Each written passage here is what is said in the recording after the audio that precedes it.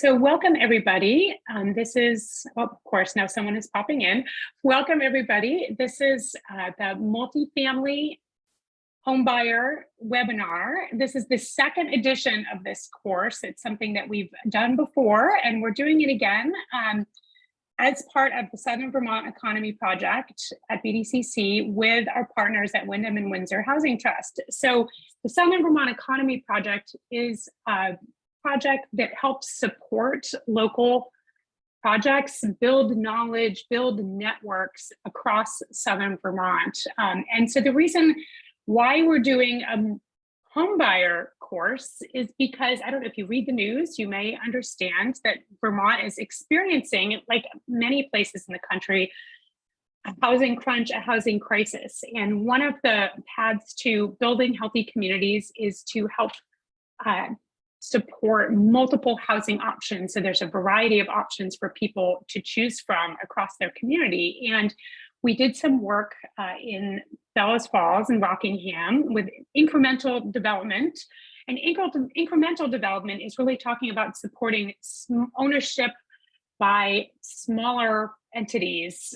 So if you are someone who owns, and rents out a multifamily home, and you make improvements to it, and then maybe you buy the house next door, you are in effect a developer, a housing developer, but in this really small incremental way. So this is just another way that we're trying to support sharing resources that are available across our community, supporting just having more choice and just networks of knowledge that support housing across our region. And housing is just fundamentally important to everything. You can't bring in jobs if there's no place for the people that are going to work those jobs to live. So it's sort of, to me, the root of economic development in some ways comes back to housing. So that's all I'm going to say. I will post these recordings on our website, and I'll share the links, and all our resources are shared on a kind of archived resource page. So I'll send that out to everybody after. And then at the end of the class, we'll just review the topics for the upcoming classes, because this is a series of 4. So with that, I'm going to turn it over to, we're going to have tonight Kayla Bernier-Wright from Windham and Windsor Housing Trust. And we have Kate Berry from the Kate Berry team. And they're going to talk to us about starting on the journey of becoming owner of a multifamily home. So that's our first topic tonight. So with that, Kayla, I'll just turn it over to you and you can take the reins. Absolutely. Hi, I'm Kayla Bernier-Wright. I am a home ownership specialist at Windham Windsor Housing Trust. I use she, her pronouns, and we cover housing counseling topics all across the spectrum, from all of Windham and Windsor County. So no matter where you're kind of zooming in for, as long as you're in the southern part of the state, I'm certainly interested in sharing some of my knowledge tonight, and also hearing from you all about what might be helpful. So Kate, if you want to just say a quick hello to the folks. Hi, everyone. My name is Kate Berry with EXT Realty. I'm here in Brattleboro. I've been a realtor since 2018. I've been a real estate investor since 2017. So I started as an investor and then became an agent because of that process. And I'll go through the story. I'm just really glad that you're here. This is a topic I'm extraordinarily passionate about and probably could talk about for hours. So I'm really excited to be here. And I'm glad that you're here too, because I think this is really, really cool stuff. So I'm excited to get into it. All right. So I'm going to share my screen. And hopefully you all see something. And we put together some slides, mostly just to help me maybe stay kind of on topic. We know we don't have a lot of time tonight to cover all of this. So that's really the purpose of these slides. But Kate and I have presented with each other many times at this point. So I can say very confidently, we're both very open to questions. Use the chat function Meg from BDCC is going to be kind of like our MC tonight. So if you want to be a little more anonymous, you could privately send a message to Meg, or feel free to share with the whole group, and Meg will just alert us to that if we're not seeing it as we're talking. But we both very much can be interrupted. And as as Meg mentioned, all the slides will be shared tonight.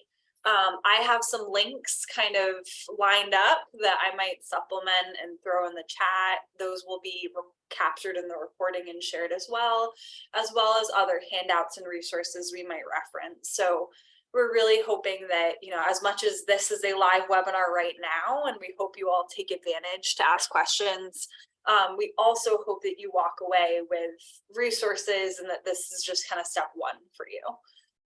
We hope to give you stuff to build off of. So, like I said, I'm Kayla. Kate is here as well. Here's our contact information. You'll have that readily available in the follow-up. But let's get into a little bit of content.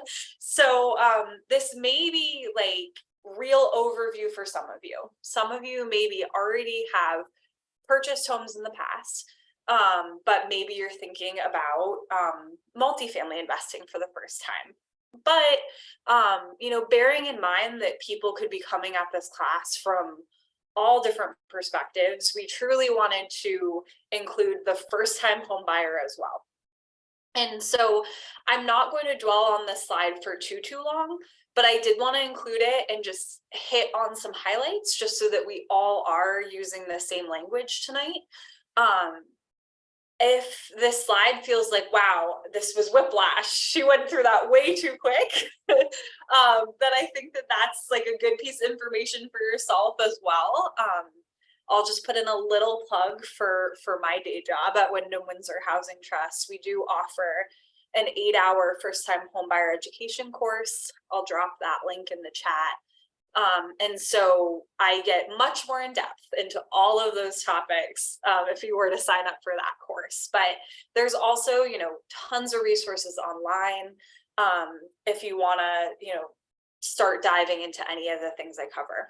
But just to give us the framework, so that if there's anyone on the call that is, you know, really a first-time home buyer, really doesn't have experience, I just want to emphasize on this slide that, you know, in the traditional home buying model, and this is kind of thinking of the single family path a lot of the time, you start with obtaining a pre-qualification or a pre-approval.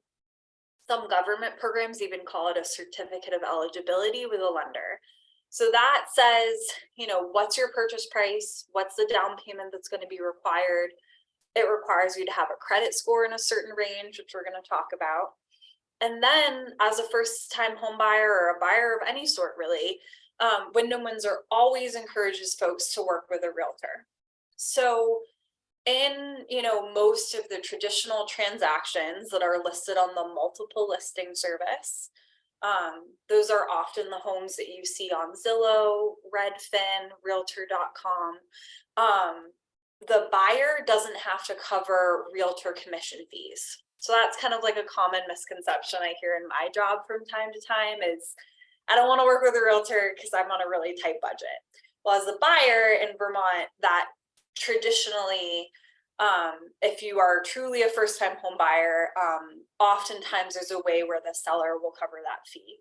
Not always, and we can talk about examples where that won't happen, but it's a good place to start. And I think Kate will demonstrate tonight the wealth of knowledge a realtor brings to the interaction, and just to have that advocacy, to have someone who, you know, kind of conflict of interest free really is on your side is a good step too. So, you know, those are the first two steps kind of on the traditional path. Then you shop for a home, make an offer, likely through your real estate agent. If that offer gets accepted, you enter into a purchase and sales agreement, and then, you know, we're off to the races towards closing. So you go back to your lender to obtain official mortgage approval, get a home inspection if you'd like one, or if that's required by a down payment assistance program, get the home appraised, which is different from a home inspection. The home inspection tells you kind of the material findings, the material condition of the home, and it's usually optional in a lot of transactions. The appraisal, if you're going to get a mortgage, is usually required, and it really tells you the market value of the home. So knowing the difference between those two things is good. Shopping around for homeowners insurance, making sure you review the legal documents, the loan estimate and closing disclosure to make sure you understand the 30-year commitment you're signing up for, and getting an attorney, which could happen earlier in the process, but you know, at the closing table, maybe the first time you meet your attorney face to face, even though they're doing a lot of work for you in the background. And then, you know, keys in hand, you own a home. So, you know, we're going to talk a little bit tonight about some tips for shoppers, specifically thinking about this early part of the process, different ways to get creative in the financing, and ways to kind of see maybe a little light at the end of the tunnel in this really tough market. Next week, there'll be a loan officer and an attorney to talk about a little bit more of the nitty gritty of what mortgage options might be available, the way you could structure a purchase and sale to benefit you as the buyer, things to look out for. But I just wanted to start with this overview to say, this might not be the exact path you end up on.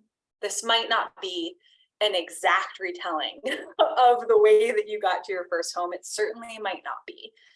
But I put it out there as touchstones to think about, because a lot of people like in the industry, loan officers, some realtors, stuff like that, they have been doing so many of these transactions. Sometimes they get a little bit stuck in this monopoly board.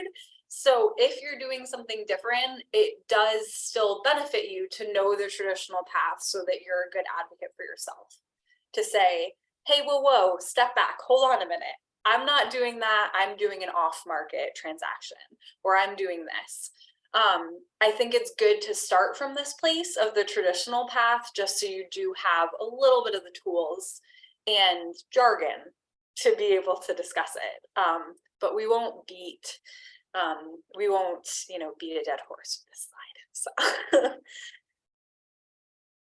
well, I'll hand it over to Kate so she can get a little bit more into, you know, what your path could look like. Yeah, I think you know, my story, I think is, you know, the reason I like to share my story is hopefully to inspire anyone watching this video, someone, you know, where I was in 2017, you know, which is around, 6 years ago, is a vastly different place to where I am now. And I attribute that journey in my life to investing my first property as a owner occupied multifamily. And so, you know, and the reason I'm so passionate about this topic and the reason why I love to work with people who invest in multifamilies is because it really can be a very life-changing thing, not only for the person buying it, but also for the community. So my story is 2017, I was living with my husband in our 2-bedroom apartment, renting. We'd been there for 3 years.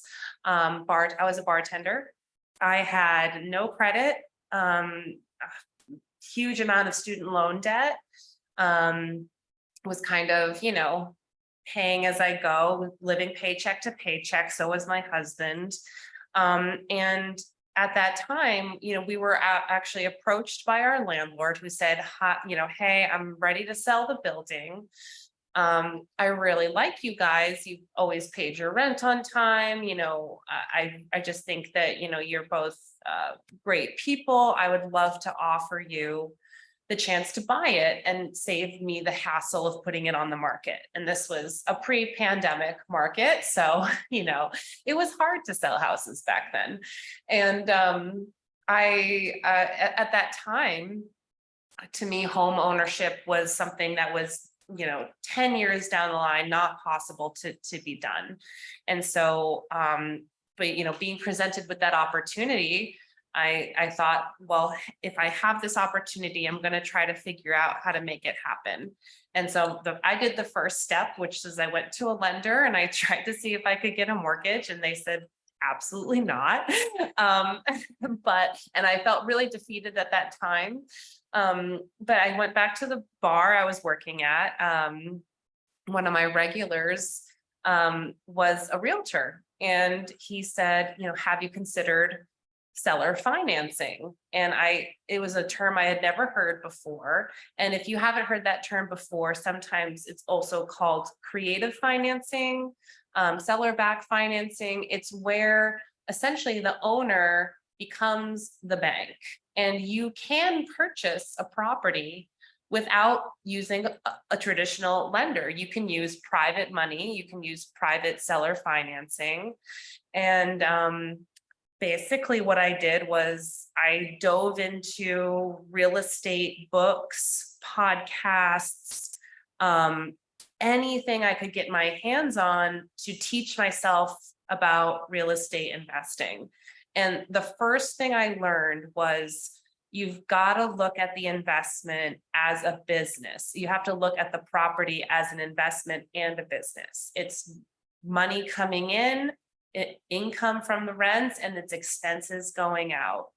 And if the numbers work, it's a good purchase. Because I back then, the seller it's a 4-unit house. The seller wanted $300,000 as a purchase price. And to me, I was, absolutely terrified at that number. That was the highest number I'd ever heard of in my life. And to me, it was really, really terrifying to try to get into a property at that price, especially having no money. But the beauty of what ended up happening was the seller ended up selling it to us through seller financing at the $300,000 purchase price. However, because we didn't use a realtor, we were using just attorneys. He offered to pay our closing costs, and he also gave us a credit back at closing to do some necessary health and safety repairs that were needed for electric and plumbing and some carpentry. And so, I was able to broker that deal by teaching myself real estate, by working with my realtor friend who was basically giving me free advice the whole time, working with my attorney who was Kristen Swartwout at Fisher & Fisher. Highly recommend her. So, I started to build my team to help me get into this multifamily and help me analyze the deal, help me, make sure that I'm getting myself into a good property. And now 6 years later, we still live in the same apartment. We still own or occupy. But now I've refinanced traditionally because between 2017 and 2021, the housing market went up. And so the property that I bought for 300 reappraised at 415 in 2021. And I was able to refinance into a 30-year fixed mortgage at 3.5% interest rate. So that was back in 2021 when the interest rates were at bottom barrel prices. That's what I always say. That was when that was the crash everyone was kind of hoping for. It wasn't in house prices. It wasn't interest rates. Now we are definitely in a different market with high purchase prices and high interest rates. So it's definitely a different arena than when I first got into this market. But on the plus side, we have a really strong rental market. And so, I still think that you can get into multifamilies where the numbers do make sense. But even on a different way, there is still a lot of landlords and folks out there who own multifamilies that would love to seller finance at this point, essentially, because from their point of view, if they can maintain the cash flow that they are getting from rents, but instead of it becoming through rents, it's coming through a mortgage payment from someone else managing the property. Now they're able to make interest on their investment, keep their cash flow. There's other benefits to them that include avoiding a large capital gains tax, because they're able, instead of selling their properties and getting bought out by the bank and having all this, profit that now gets taxed 30% by the government, they're able to avoid that. And it just can get, basically, what ended up happening to me is my mind exploded with what is actually possible with multifamilies, especially owner occupied multifamilies.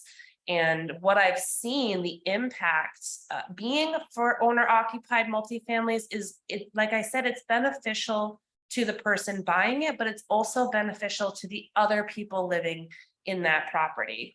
Because, for example, because of us living there and maintaining the property and reinvesting our money into it, we're able to offset our own income, and we're able to keep the rents reasonable. We don't have to raise our rents every year because the property is paying for itself.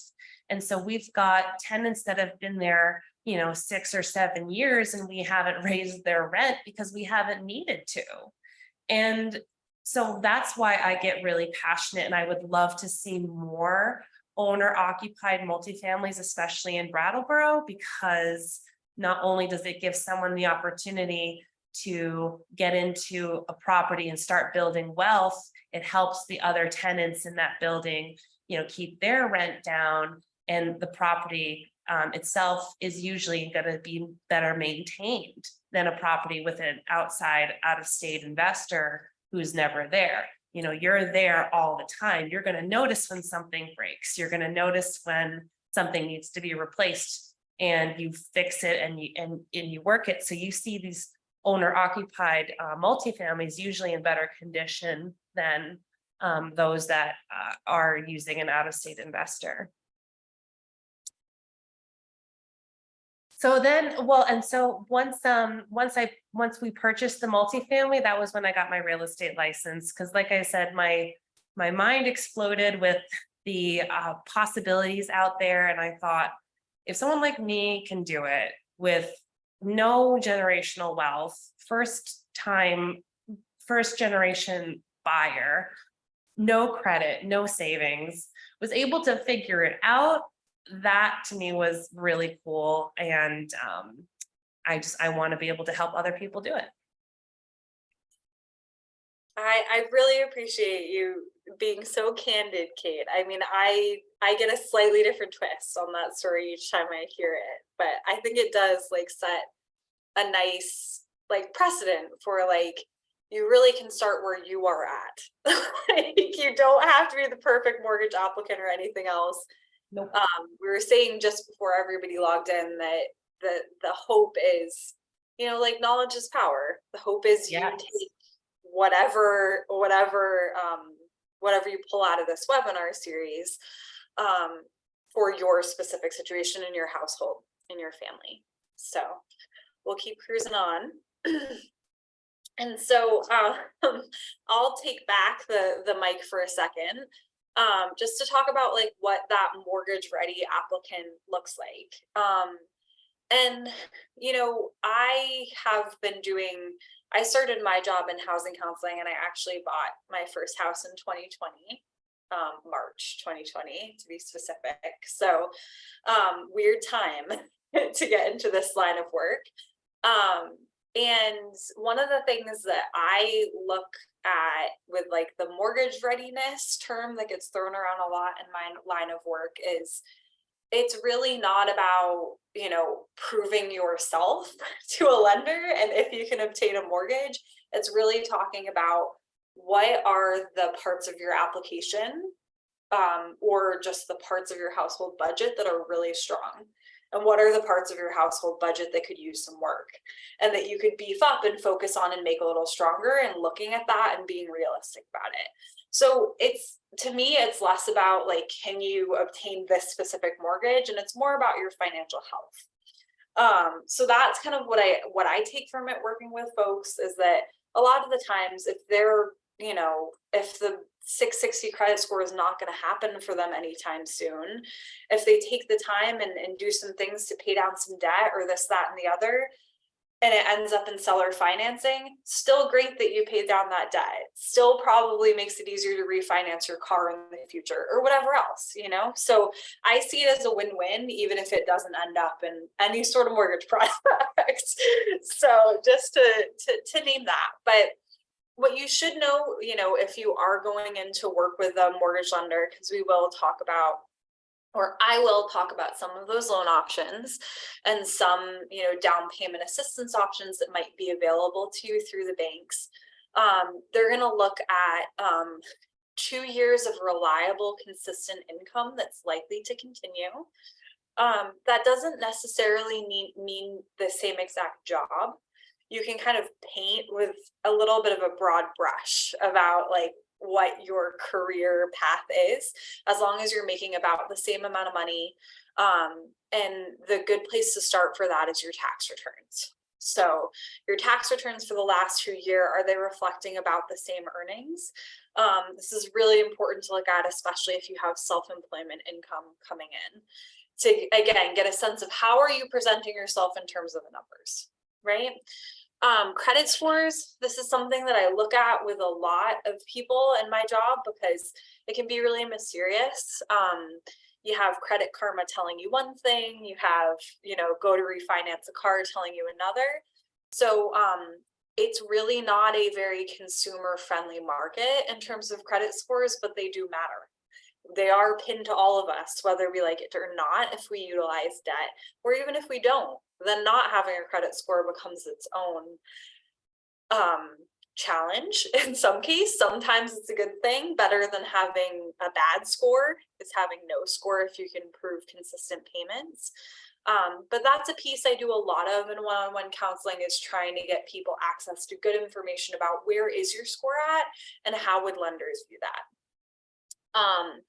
The savings that you have currently, you know, it can range what you need for a savings requirement. It will be very specific based on the property, based on the number of units, based on the loan product. But if you're going from buying a single family to starting to think about, oh, could I be buying a multifamily? That's where you might see the difference in like cash reserves required and that savings requirement increase a lot. And one of the points that I like to make to people looking at their options, single family versus multifamily, is you certainly will find some lenders that are looking for like 30% down. If it's just an investment property, you're not going to live there. And if it's like more than 4 units. But if you're planning to owner occupy, or you're looking at a property that's 1 to 4 units, in that case scenario, there's a lot of residential financing options. So once you get over 4 units, you're usually kicked over to commercial lending, and that's where you need a lot more proof of savings. If you're looking at owner occupied 1 to 4 units, there's going to be a lot of options that don't even require 20% down. So that's kind of like a myth I like to dispel.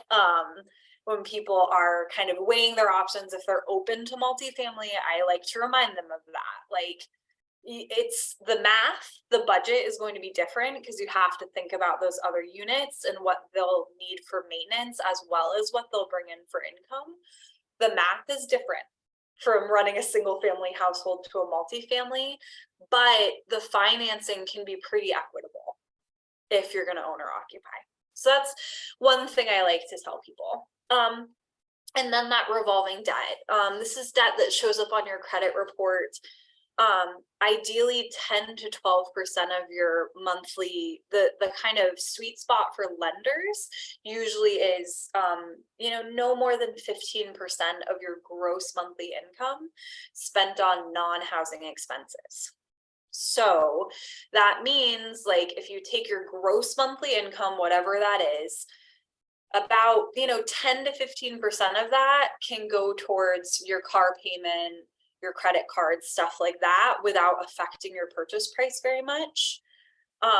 If it gets to the point where your car payment's super high, you have a ton of outstanding student loan debt, stuff like that, and it's looking like 25% of that of your budget is going towards those monthly expenses, then again, it doesn't mean the door has to slam in your face. It means this is an area to look at. Could you qualify for an income-based repayment plan with your student loan servicer? That can help tremendously. Could you pay down some credit cards so that they would be completely paid off in less than 10 months? Now that doesn't factor into the debt to income ratio. There are those kind of tips that I can usually give people when I do take a look at their credit report and look at that. But these are just kind of general rules of thumb to be thinking about if you are looking at taking out a mortgage. And then what I will say is that I do want to get into some of the loan options that you might be offered if you are looking into the multifamily market. I will say that I'm going to provide a referral list after this course. So I put together, I don't know, it's like a 3 or 4 page list of specific local lenders that I work with, that I could kind of ask questions about, like, their specific loan products and down payment requirements and stuff like that, and just kind of like a warm handoff for an actual person at the end of the other line. It has specific email addresses of loan officers, which is a place I like to start if you're feeling like, I don't even want my credit pulled, right? Like, I don't even necessarily want the pre-qual yet. I just want to learn about what my options are. That's where you can reach out to a loan officer and say, I'm just exploring this. Like, I don't think I'm ready this very second, but I want to, I want to have a conversation with you, a phone call or whatever, and I want to learn a little bit more about what you can offer. So that's kind of a warm handoff I like to be able to give people, and this webinar series motivated me to update a lot of that information. So you will all get access to that for specific referrals. But just to, I guess, one thing I'm thinking about, any questions so far? I know we're talking a lot, but I just want to pause and all good. You can use the chat if you need to. But just to get into some terminology you might hear and you might look at as you're comparing your loan options. FHA is a popular product in a lot of multifamily lending because they are more flexible about like property requirements as compared to other government-backed loans, which is intentional. They also are more lenient on credit scores. An FHA loan can be, you can have a middle credit score as low as 500. If you can put 10% down, and then it kind of goes up either 3.5, 5%, or 10% down plus closing costs, depending on where your credit score is at. A lot of the local lenders still are looking for that 620 credit score, just because our mortgage market is pretty hot, so they can be a little bit pickier as local lenders. But some of the bigger banks that do, have more of a national footprint can offer below that 620 score. So that's one option to look at if you do have credit issues. It stands for the Federal Housing Administration. Someone can correct me on that. And it's geared towards first-time home buyers, but the technical definition of that is hasn't had ownership interest in the last 3 years. So it's not a true first-time home buyer. So just know that as well, that if you owned a property and sold it 4 years ago and you've been renting or living with a family member ever since, you can usually qualify as a first-time home buyer. That's very intentional by the federal government trying to kind of open the door to folks as much as possible. So okay, then there's conventional loans. That's a very vanilla kind of loan product that a lot of the other ones are compared to. A 640 middle credit score is usually going to be required. But the good thing is, kind of specifically to compete with FHA, Fannie and Freddie, which are, you know what? No, I'm not even getting to that. That's a sidetrack. But there are products that are like specifically kind of designed to compete with the FHA loan product. One of them is called Home Possible. The other one's Home Ready. There's another one called Destination Home that I think is Freddie, but I have all the links to that in the PDF I'm going to share with you guys. But it's a really good option for allowing those owner-occupied units for a first-time home buyer, or just, you don't have to be a first-time home buyer, but someone who doesn't have like 30% down, because you can get as low as 3% down financing, and sometimes you can get seller credits to help you with closing costs in these loan products, which means that the seller agrees to take some of the proceeds of the sale to help you cover your closing costs. Then there's lots of local options too. Local banks, local credit unions usually have options to kind of either conventional options or portfolio options that are designed to kind of compete with these other loan products. And they also have their own in-house first-time home buyer products. I know like Community Bank, Mascoma Bank, New England Federal Credit Union, all have products that are in-house first-time home buyer products. There's oftentimes, like maybe through your work, I know like Dartmouth, a little bit more north of here, has a partnership with Mascoma, where any Dartmouth employee, whether you're a doctor, a teacher, a janitor, it doesn't matter. If you're employed by Dartmouth, they have closing cost credits at Mascoma Bank. So there's really a lot out there in the local lending landscape. And a lot of those programs allow for 1 to 4 units, or at least 1 to 2 units. If you're looking at a duplex or just a 2-unit where you rent out the other side. One of the products that has gotten a little bit stricter that I'm going to put a shout out to is VHFA. I didn't include it on my resource list because they have gotten a bit stricter about their property requirements. So I don't think it's a great fit for investment properties at this point. But if you end up taking this webinar and deciding you just want a single family home, then it's a very competitive product. So I'll put that in the chat too. And the other one I wanted to mention that I do mention on my resource list quite a bit is through the FHL Bank of Boston. It's a branch of the Federal Reserve. And they have really great loan programs that aren't as strict about the property requirements. So owner occupied 1 to 4 units is possible. They've launched an initiative for people of color called the Lift Up Grant. It's a grant. So I think I don't even remember the numbers. The Housing or Workforce Grant, which is another one of their programs, was up to $20,000 this year. And it's structured as a forgivable second loan. So you just have to owner occupy for 5 years and then they forgive the loan. So that's a really good option that you could use in the multifamily market. So I think that's all I'll say about that. But I will leave you all with more resources and feel free to ask questions if that. I just want to chime in and say too that persistence sometimes pays off, and advocating for yourself. So if you go to a bank and they're like, oh, there's no way that, we could do a loan for you, there is a way. So I would just say be persistent and find the right partner. And I think Kate would back that up too through her experiences.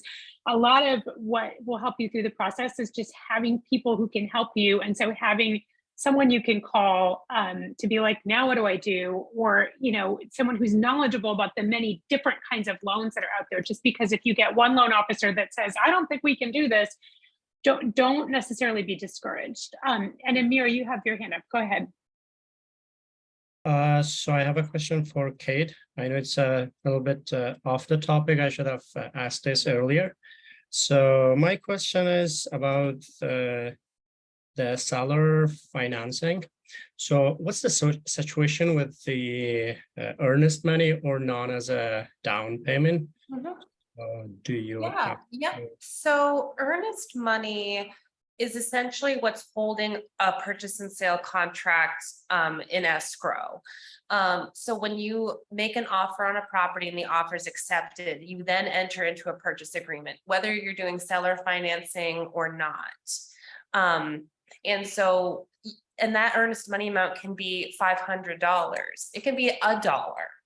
Really, it can be any amount. And that is then applied at closing, if there's no down payment kind of thing, then that is basically going to be returned to the buyer in some form, because what happens at the end with the earnest money is it's applied at closing in your closing disclosure. So it comes as a credit to the buyer, a debit.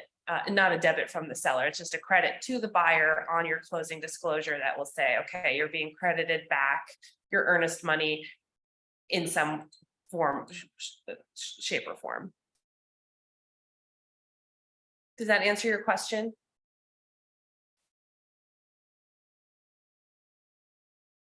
And I would say, we were talking about this a little bit earlier, like seller financing versus traditional mortgages and stuff like that. I mean, I think that the plus side potentially to a traditional mortgage is like, as a first-time home buyer, as owner occupied, it's possible you could get down payment assistance, like that housing or workforce grant I mentioned. Yeah. Second forgivable loan, which you wouldn't probably have access to in seller financing. Right. But if you have credit, it's going to require the credit report. So it's just one of those things where I think it's just good to be familiar with all of it and shop around. So what are your reasonable mortgage options? If a seller financing option came up, can you jump on that? I just think that knowing all the options that are out there and realistically what could be offered to you is the way to approach it, especially in a tough market for buyers. So I just, whatever way you can make it work. And I think too, that not the specific mortgage. Yeah, and if you are purchasing a multifamily, you definitely do want to use a realtor who is savvy with multifamily purchases, because that realtor will have, it's basically different tools in your tool belt to use. If you've got a buyer and a seller, and the buyer wants to buy and the seller wants to sell, that's a deal.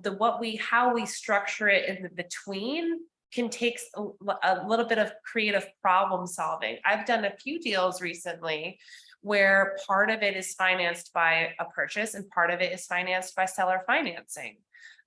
So we've got a situation where the buyer brings 70% through a loan, and then the seller is financing maybe 20%. The buyer is bringing 10%, and that's how we're able to make the deal happen. The bank is happy because they're not over leveraged. The seller is happy because they're getting a little bit of kind of extra gravy on the side, getting a little bit of interest rate on a second loan. And then the buyer is happy because they're able to, get into this property that they want. And the beauty with multifamily is, as long as the numbers work, and the numbers can get really complicated and there's a lot of numbers to take into account. But if you've got a great realtor that truly understands these concepts, and they can help you creatively put it together so that it works, so that you close, but also that it's a really good sustainable investment for you, that you are, cash flowing enough income to cover the expenses in year 1 up to year 5, year 10. It's a long-term investment. So you have to think of it as getting the purchase, yes, but then projecting, okay, what is this going to look like in 2 years, in 5 years, in 10 years, based on all the numbers that we put together from that initial purchase agreement. Right. So this is perfect. It's like we plan this, Kate. Yes. So budgeting and house hacking. So, I don't want to overwhelm anyone by going into all the numbers that you need to consider when budgeting an owner occupied multifamily. But for example, it's going to be a lot of the same things that you're thinking about as a single family, but there's a little bit extra, right? So if you've got a 1 to 4 unit owner occupied, it's brilliant because it still counts as a residential property, and you get a lot of benefits from still being considered that residential as an owner occupied in Vermont. You can qualify for home efficiency programs through Efficiency Vermont or SEVCA or Green Mountain Power, because they view you as a residential owner, you'll get the same benefits. They're not going to treat you as a commercial investment owner. So you can still get a lot of rebates, 0% financing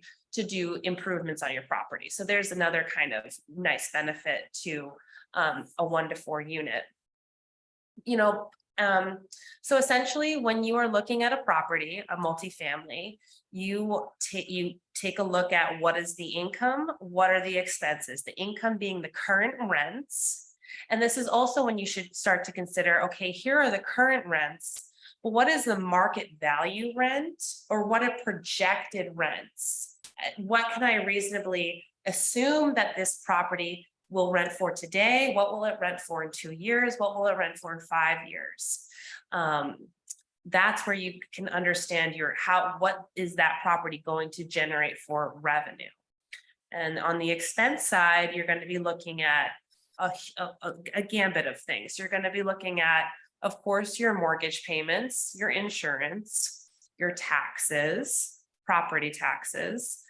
You also want to make sure that you are taking into account that you can be taxed on the rental income that you bring in, which is kind of another reason why you want to keep your rental income not exorbitant. Because if you go into a multifamily, double everybody's rents, yeah, that can sound great, but now the IRS is going to get you on the other side. Well, because they're going to say, well, look at all this income you just made. So it's a little bit of a game that it's this other kind of level to it, which actually can get really cool. Because once you are a multifamily real estate investor, you are considered in a different category by the IRS, and you can write off a lot of these expenses against the income that comes in. So if you can have it where the rental income coming in is paying for the expenses of the property, but you don't need to, and you don't necessarily want to be making additional cash flow from that because you're going to get taxed on it. It may put you into another tax bracket that you don't want to be in. It may put you into a position too where you're now not getting other benefits. Maybe it makes you not be able to qualify for Medicaid or any other types of getting yourself into one tax bracket into another, can kind of push you back more. So you want to make sure, all right, what am I cash flowing from this property on a monthly basis? Is it going to cash flow for the year, taking into account those monthly expenses, but also long-term expenses, right? So like I said, we're doing mortgage, interest, principal, insurance, taxes, utilities, do the rents include heat and electric? If they do, you got to make sure that the heat and the electric costs are supplemented enough by the rental income. On top of that, you've got landscaping, snow removal, water and sewer bills. And those are kind of, you know, your reoccurring yearly costs. You also have to think about capital improvements, because everything on a house has a timeline. Even if you get into a brand new 4-unit multifamily that was built last year, you need to be in your mind thinking, all right, in 30 years, I'm going to have to replace everything. And so if you're getting into a property now, this is where your home inspection comes in and plays a huge role. So if you're investing in a multifamily, I'm going to say you must get a home inspection, because you need to know what the condition of the property is now, and you need to have a timeline in mind of what is going to be what is at the end of its life now that may need to be replaced within the first year or two. What's going to be needing to be replaced or repaired in 5 years, 10 years, 15 years. So those are these capital improvements that you need to be setting aside a percentage of your monthly rental income every month. Even if nothing needs to be done now, you need to start putting that money aside to say, for when the hot water heater, for classic example, the first year that we owned our 4-unit multifamily, both of our hot water heaters broke on New Year's Day.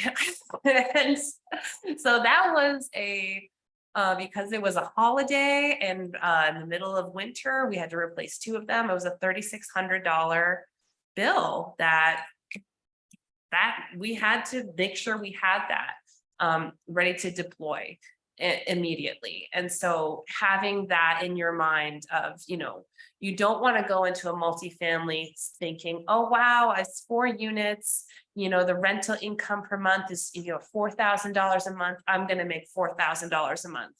No, you're not.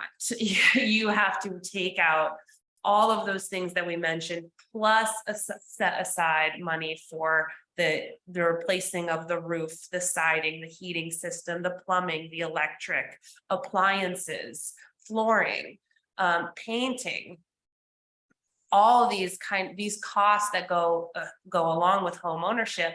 You've got to keep that in mind. So my advice always to multifamily buyers is, you cannot look at the cash flow as additional income. You've got to look at everything that comes into the home.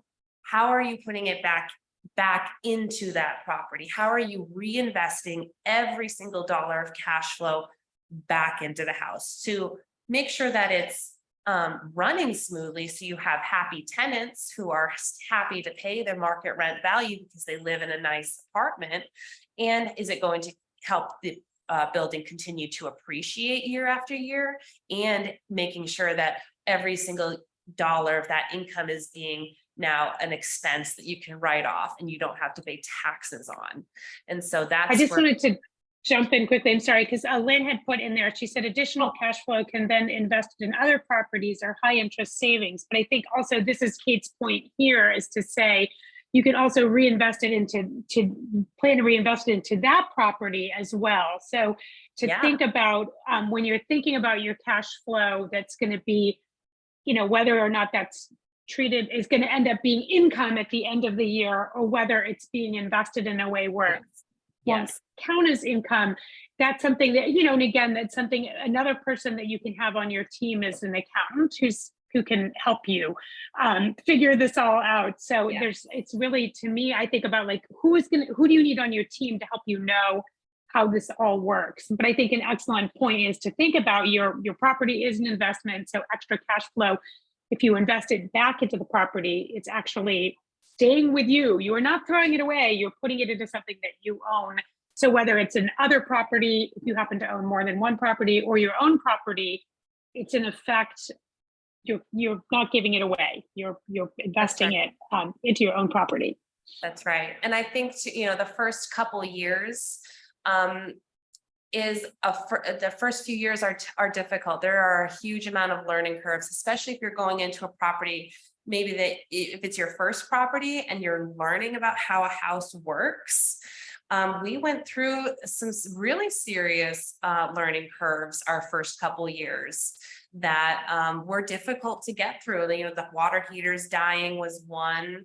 The other was, you know, the water and sewer bill being a lot higher in actuality than what had been disclosed to us, and same with the heating bill. The cost of heating oil, especially last year, has doubled, you know, since we first bought. So that's an expense that we hadn't accounted for. And then, you know, so it's like, wow, how do we, or, you know, we do our EMPs, our environmental maintenance practices, and one year it looks fine. The next year, the lead inspector says you've got to repaint your whole garage, and that's $12,000. And so these things that can happen in the first couple of years, you want to make sure that you've not been kind of spending any rental income on anything other than the house itself, and putting it into a savings account to just give yourself the ability to make mistakes, because they will happen. And I think too, a really important part of, you know, having this budget in the beginning is because you need to have a plan to go back to. You've got to be able to say, all right, maybe the first couple of years didn't go the way we wanted to, but now we got to look back at our plan and, okay, but in 10 years, you know, we're going to have X amount of equity and we can refinance. Or in 10 years, we'll have paid down this much.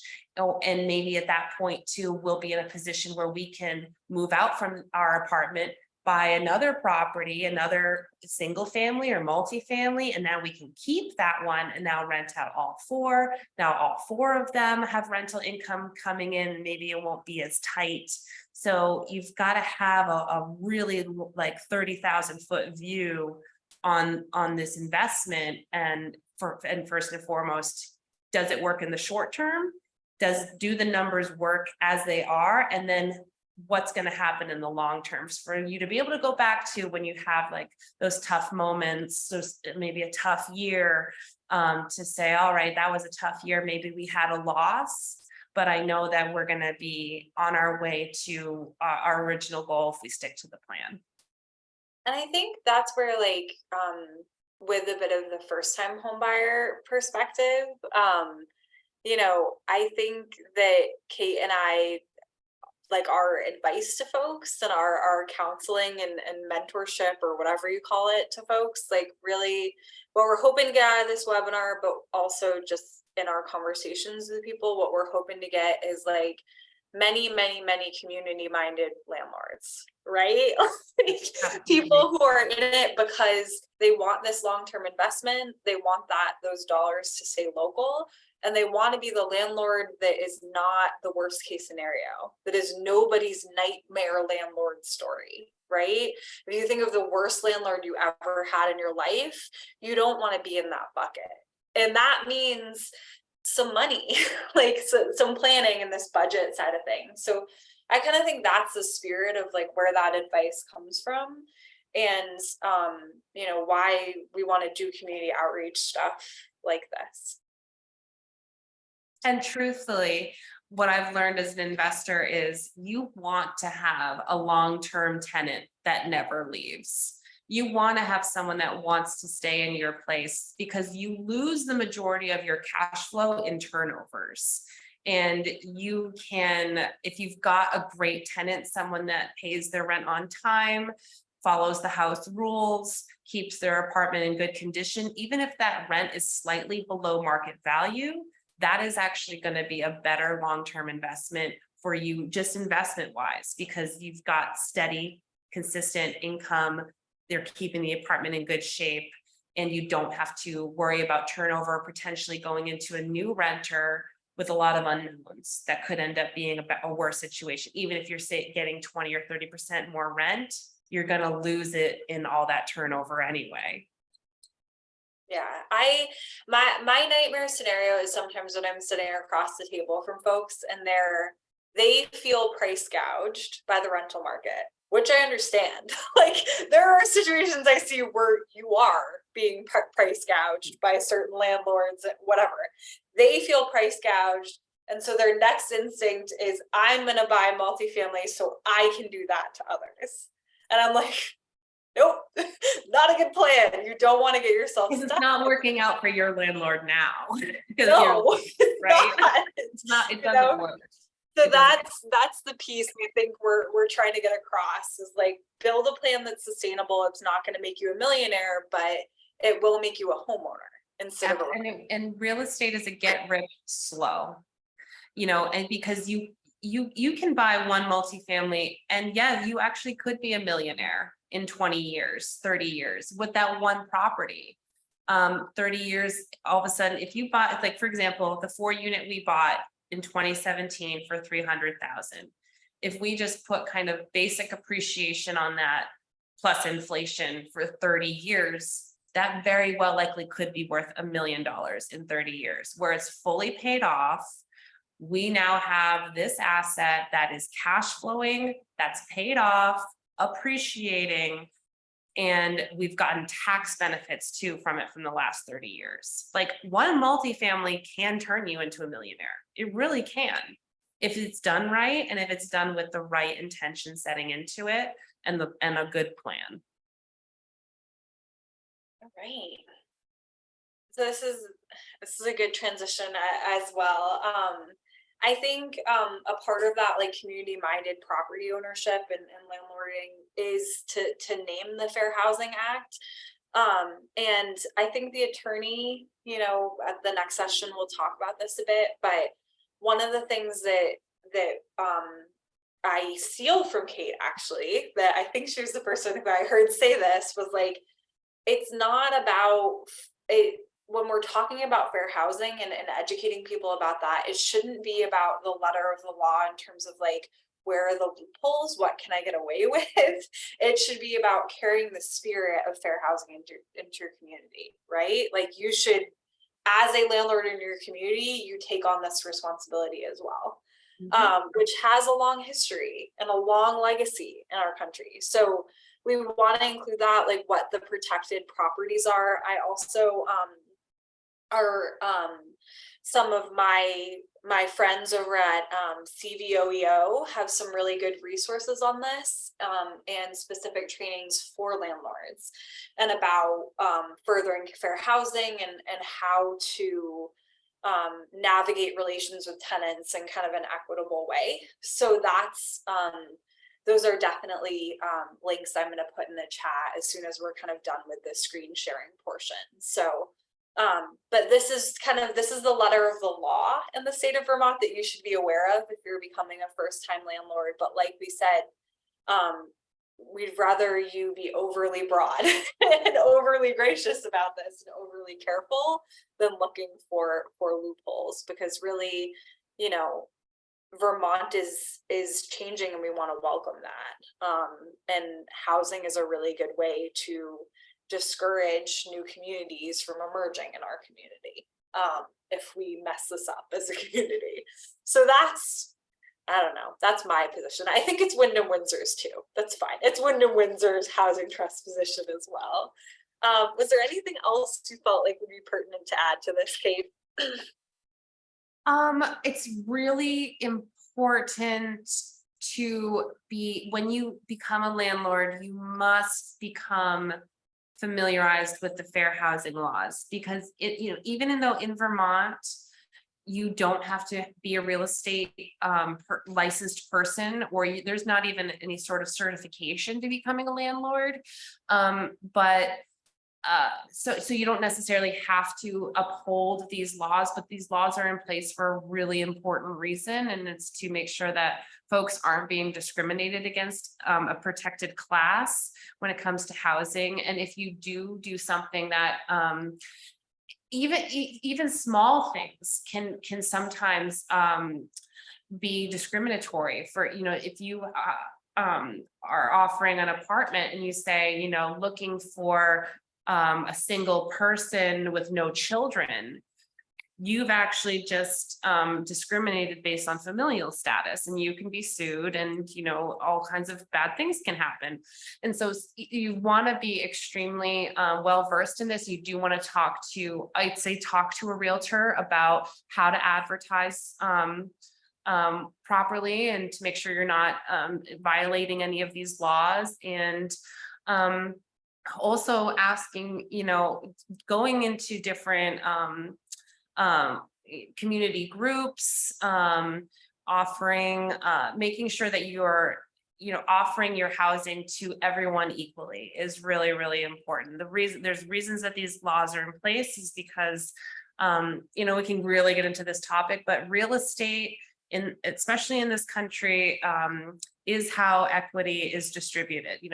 Those who own real estate have the equity in this community. So if you are restricting that equity, in any way, it's not only unethical, but it's not, you're not doing anyone any help. So you want to make sure that you have to hold yourself to a little bit of a higher standard. You want to, because you are protecting that equity and making sure that you're not, discriminating in any way. I'll jump in and say too that our next class is going to be on Thursday night, and we will have a lawyer here, so they'll talk more about resources for making sure as you are renting an apartment that you're staying, that you're doing it correctly. And then we're also in our last class next Thursday. We're really going to talk about that as sort of, you bought the house, now what? So we definitely will follow up with that about making sure that you're setting yourself up for good success as a landlord, and how to be a community-minded landlord, and how to make sure you start off on the right foot. So we'll talk more about that. So I feel like that's definitely something we'll get into. So we'll talk about the nitty-gritty legal aspects, and then we can also talk about just for people who are landlords that have buildings, they can really multiple buildings. We'll really speak about how in their experience you set yourself up to have a good relationship, with your tenant, but also to make sure that you're doing it correctly. So we will get into that. Right. So yeah, I feel like the kind of common things that Kate and I thought about, like when we're thinking about, first time home buyers or people who are maybe inexperienced in multifamily, were like, do I need 20% down for financing? No, there are other options, that tenant relation piece, I think, scares people, especially being owner occupied. What if my tenant is a nightmare? I think that worries people. So that will definitely be covered in the series, as Meg mentioned. But then in both single family and multifamily, there's the market today and how tight it is. I did want to give Kate an opportunity to check in about that. Just, provide any insights on how to give yourself a competitive edge, what the market really realistically looks like, and how you can try to see some of those options where it looks like can sound like doom and gloom if you're talking to the wrong person. If you're talking to someone who's owned their home for 35 years and is really a pessimist, I think Kate is a very good antidote to that a lot.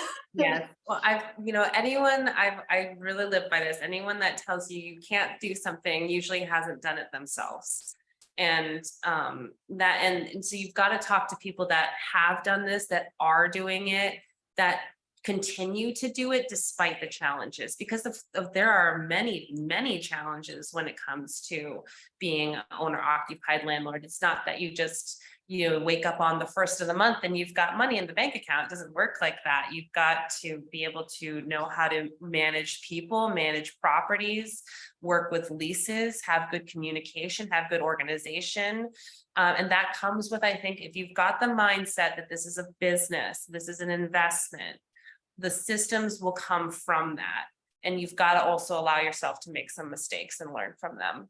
And if you've got the long-term view in your mind, it's okay. You're willing to work through those challenges because they're going to be worth it in the end. It's worth it to figure out how to vet and get a brilliant tenant that is possible. That, you know, I can say we have never had, I manage about 24 units now.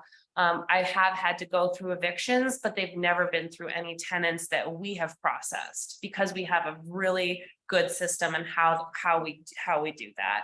And we also make sure that we provide really good apartments with good rents, that with clear communication and expectations. And I think that's how you really run any successful business. So you can't expect it to run itself. It will not run itself. You've got to run it too.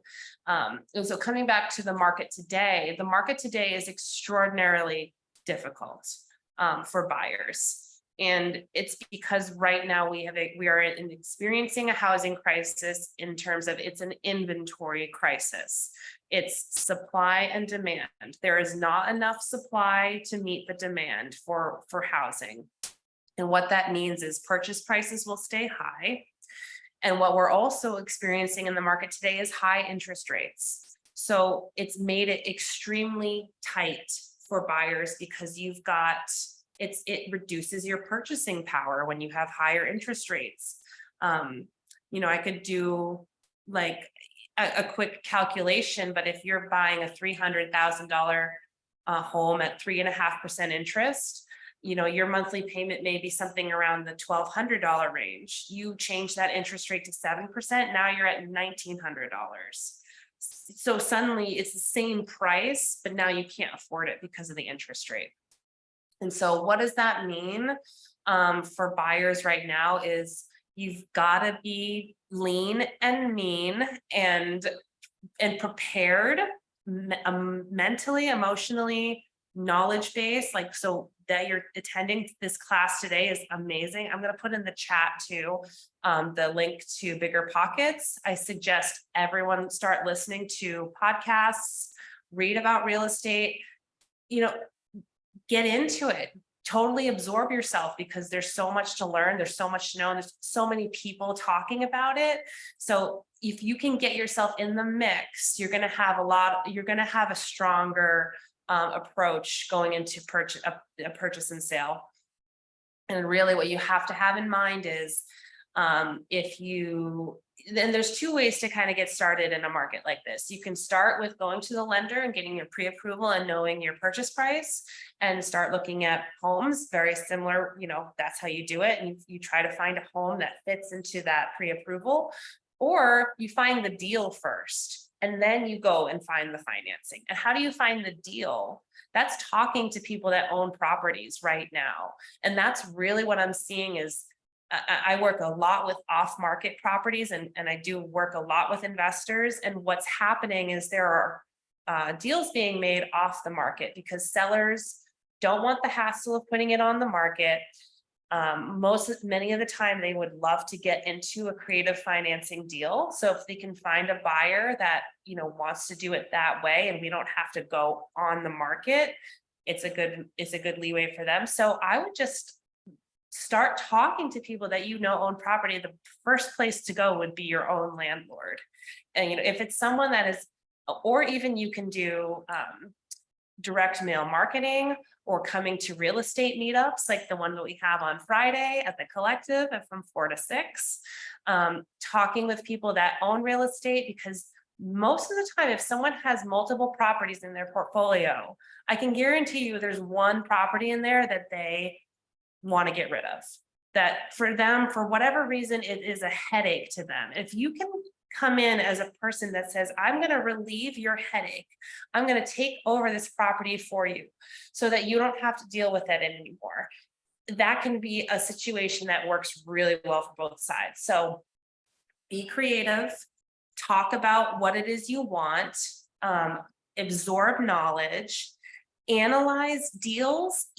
Start now analyzing properties and deals, so you can get into the habit, the exercise of saying, okay, here's a property, it's that this, and you can just, you know, go on the MLS and see what multifamilies are on the market. Okay, you can see, all right, there's a 4-unit on the market for $350. What are the gross rents? What are the gross expenses? Is there a unit in there that would work for an owner occupied person?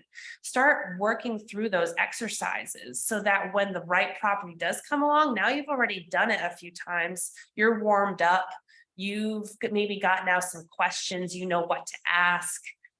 You've got to be lean and mean. You've got to attack it with everything you've got.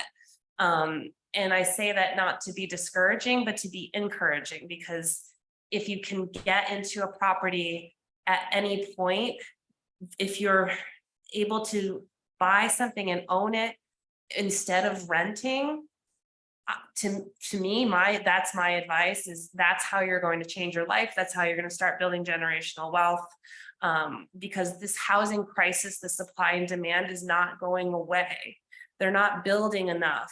There's not enough out there for the demand that's here. So again, I have no crystal ball and you can't quote me on this, but I don't see the market that we see today changing anytime soon. So if you've got that mindset of, okay, yes, of course, the prices and the interest rates are exorbitant compared to 2 years ago, but what are they going to be compared 2 years from now? Our price is going to go down? Very likely not. Our interest rate's going to go down? Very likely not. So the money, what you have now is actually going to be worth more now than it is in the future. So get it into a property that's going to be cash flowing for you. Because the one thing that is going to remain stable is the rental market. That's also something that is not going to be crashing down anytime soon. So that's my opinion, is find a deal, find a way to get yourself into it, work through all the challenges that you have to work through, because on the other side is the sky's the limit. Once you get one, and once you get that first one done, then things become a lot easier. The first one's the hardest by far, but if you can do one, you can do 100. And then you can help others do the same. And that's like really where it really becomes cool. Like if you do it, then you teach your friends how to do it, or even teach your own tenants how to do it eventually. Like that's when things really start to get cool. Right. So I think that's really the bulk of our content. Like we've mentioned, we're going to provide handouts and resources, slides, stuff like that. There's other webinar opportunities associated with this on other topics that I hope you all have seen, but if you haven't, check out the other presenters as well. The real estate meetup, this is something Kate offers monthly. Kate and myself will certainly be there on Friday. If you want a little bit of an in-person and a much less formal space to ask questions. It's not formal at all. Like not formal at all. A bunch of real estate nerds geeking out about real estate. Like and newcomers are so welcome. Like people love to talk to folks that are brand new. Most of the people that are there at the meetup were people who were brand new just a couple years ago. So it's like, who better to mentor than someone who just went through that same process? Yeah. So that's, I think, kind of, I think those are our big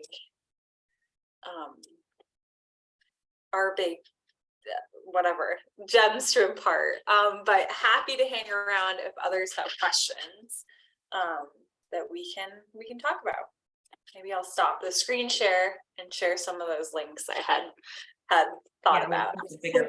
Yeah, that's great. And so do people have questions they want to ask now, or things for follow up, or ideas or ways that you can share this? And I love, so the idea of having this real estate meetup, I think, is so productive. I think there's in a lot of communities that becomes a really robust way for people to share knowledge and to gain expertise. And it's really been remarkable in a lot of communities how they sort of end up having this like small developers, but it's like they're just maybe small investors or people who own properties. And so, and you never know, you meet people and can learn from each other. I think the best mentorship is really important, and it's something that this program really believes in. Anyone else have questions? All these links that are going in the chat, we will we'll share these tomorrow. So I'll send that out and hopefully people will share this. And this recording is really to be shared and spread around. So do people have questions you want to ask tonight, or you can certainly go ask them in person with Kate and Kayla on Friday, or you know, we'll be back on Thursday night with lawyers and bankers. Can I ask you a quick question? I know that there was some law change pretty recently that has to do with multi-units. Will you get into that at all during this 4 series webinar? Do you mean in terms of zoning changes? Yes. So yeah, actually what's great is that actually next week when we're talking about, that really comes into when we'll talk about rehabbing and renovating buildings. So where you might change the status. And so we're actually going to have the planning director for Brattleboro, Sue Fillion, is going to be on that call. So she could sort of, so I know it seems so wonky, but like, you know, we're going to talk about zoning. Where it's sort of like, well, what if I buy a single family home, but like I see there's space in the garage and I could get some rental income. So we have you covered on that, because we'll have Paul from Windham, Windsor Housing Trust, who helps people with the kind of bringing more units online. So, and Sue will be able to talk about that too. So what we're going to talk about zoning. And so zoning is really where the local government or the state government in some cases, you know, dictates how many units you can have on a property and what you're allowed to do. And so in some cases, it's like, oh, you could only have a single family home. So now if you're in a designated village center or downtown and you're connected to public water and sewer, you have more options. There's state level zoning. So you can have, I believe you can have certainly a duplex by right anywhere that you could have a single family. And in Vermont, you can also, it's always legal to have an accessory dwelling unit. So that's a place like an apartment that's, you know, in another building or is built on, especially an owner occupied. So Sue will talk about how to like check in with your town zoning to make sure before you buy a property. But I think that'll really help in some areas. Like I know I grew up in Wilmington, and I know there was like some buildings that literally have sat vacant for years because it was like, well, why it doesn't make sense to buy this building if I can only have it as a single family, or if it is a 3-family, it's zoned as a 3-family, but there's actually room to do an apartment in a carriage house, make this into 4 apartments. And suddenly now that building is like much more valuable. So it's always good to look at that. So we will definitely, that's going to be next Tuesday, where we're going to like get down and dirty with planning and zoning and rehab and resources, because the state has actually made some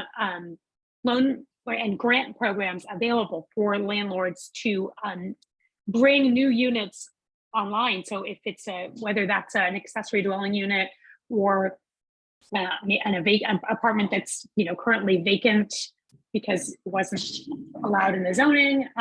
Sorry, they're dropping things on my head. If you hear that, we work under a gym. Anyway, so we will cover that. So next Tuesday. So I definitely encourage you to come for that. We're going to I get really geeky about zoning. That's where I get really excited. And I think Vermont has made a lot of changes. And Sue Fillion will be here, and she really understands that stuff really well and has a really progressive mindset about zoning for housing, not to prevent housing. So great. Thank you very much. Anyone else? Amir, any questions? Lynn? Now we can let everybody go have their dinner. And I'll share this recording. It's going to upload to the cloud, and I'll post it on YouTube tomorrow, and I'll share it to everyone who registered. I know it's summer, so we had many people who registered and weren't able to make it, but I think they secretly knew that they would then get the recording. So, so hopefully we'll meet some people on Friday and see people again, same time, same station on Thursday, where we're really going to get into lending and lawyers. And I know there's a lot of questions there. It's really great to have people who can really talk about that and talk through it. So that will be on Thursday. So if that's all we have, I would say thank you, everybody, and we'll. Thanks, everyone. Thank you so much. Thank you very much. That was great. Thank you. Thank you. Bye bye. All done. Have a great night, everybody.